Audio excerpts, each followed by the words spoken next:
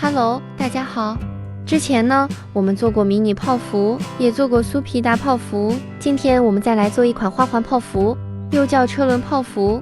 配方记得收藏哦。准备一个煮奶锅，加入黄油、细砂糖和盐，再加入清水。先用小火把黄油完全融化开，然后呢，再开大火，把液体煮至完全大沸腾的状态。关火，立刻把低筋面粉加进来，迅速用蛋抽快速搅拌均匀。这一步一定要记得关火之后再加面粉，而且呢，加进去面粉之后，要快速的用蛋抽搅拌均匀。拌匀后再继续小火加热，用橡皮刮刀翻炒10秒左右之后，再把面团放到碗中进行降温。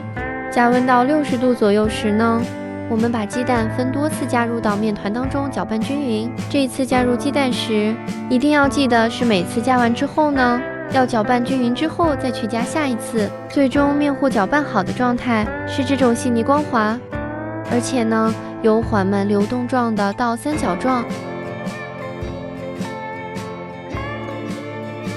烤盘上垫上硅胶垫，然后呢用碗来扇一点面粉。这样子的话，我们挤出来的泡芙会更圆一点，我们的车轮泡芙呢会比较大一点，所以的话，我们大概挤个4、5圈就可以了。烤箱上下火180度烤25分钟左右，烤到泡芙完全定型，上色亮凉之后就可以开始装饰了。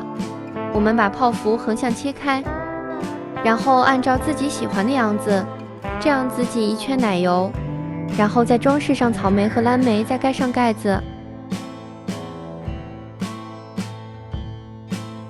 然后呢，再以同样的方法再装饰一下，最后表面再撒一层防潮糖粉用来装饰。这样我们的花环泡芙就完成了。草莓和奶油简直太配了，吃一口超满足。